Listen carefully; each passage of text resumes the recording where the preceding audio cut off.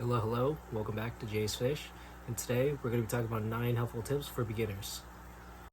Fish are alive animals and should be treated that way, meaning get them a good sized tank, get them some nice plants, give them a good, nice looking tank to live in.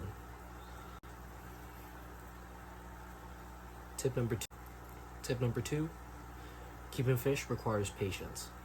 Whether you're breeding fish or growing up fry, it requires time and patience to do so.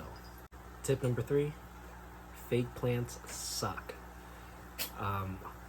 In my tanks, I try to put as much real plants as possible.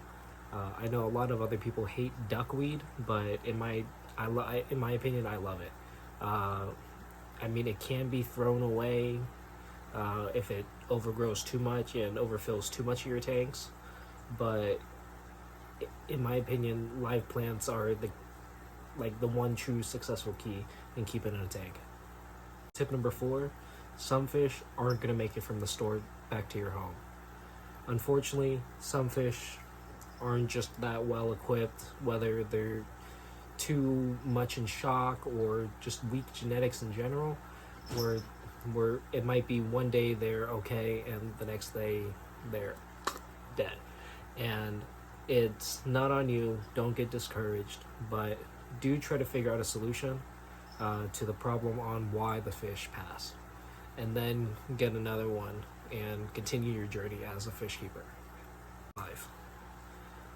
Filtration is key in keeping a tank, but it is up to you to decide what type of filtration. Do you want a canister, or are you going to run a hang on the back filter, sponge filters, or are you going to try an all plants, having plants filter your tank? Number 6, get online. There's plenty of Facebook groups, band groups, and just people online in different forums where you can get connected to people in your area and trade and buy locally bred fish or grown plants. And honestly, it's a lot cheaper than buying it from the store or even wholesale. They'll give you good deals and all that, and you could build a good relationship where you might be able to trade fish back and forth and have you get new fish with pretty much no cost. 7 is make sure you have a big enough tank for your fish. So if you're gonna get, let's say an Oscar, you shouldn't be putting it in a 20-gallon long, or even a 10 even. You should be putting that thing, in a 30, and then as it grows up, a 55, and then it's gonna soon outgrow the 55, and you're gonna have to get a 75.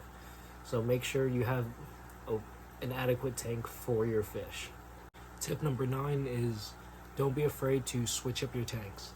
What I like to do is every 6 months to a year, I start brand new. I take out pretty much everything, leave the substrate in, but pretty much trade the fish for new fish, get new plants, do all of that, and try a different tank. I've done plenty of community tanks. I've had angels in one of them for a little bit before they outgrew it, and then I traded them to go get some rams, some German blue rams, and I bred those for a little bit. But don't be afraid to switch up your tanks every once in a while, especially if you do only have 1-2 tanks. But if you're planning on having multiple tanks, you shouldn't even worry about this tip. 9 is don't be afraid to try different things with your tank. What I did was, I had a 120-gallon outdoor tank, and what I did was grew plants out the top of it, pretty much turning it into an aquaponics garden, and in turn the plants pull in the waste from the water.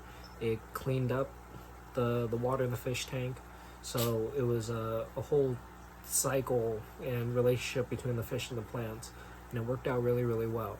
And I want to be putting tons of more plants on the top, and I'm going to be coming out with a video of what house plants you can grow out of the top of your tank soon. So that does it for my 9 useful tips for beginning fish keepers. and I hope you enjoyed. Make sure to like, comment, and subscribe, and see you next time.